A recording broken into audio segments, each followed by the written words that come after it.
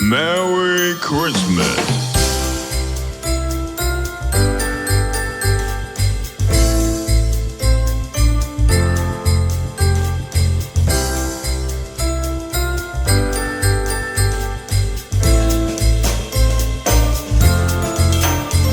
Hei täältä PK Tommiskasta, Kouvolan kauppakeskus Valtarista. Halutaan pysähtyä hetkeksi ja sanoa kiitos tästä vuodesta. Kiitos teille kaikille, jotka olette käyneet ja jutelleet ja luottaneet meihin.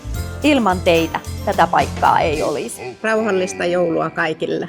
Ja oikein hyvää uutta vuotta. Nähdään vuonna 2026. Merry Christmas.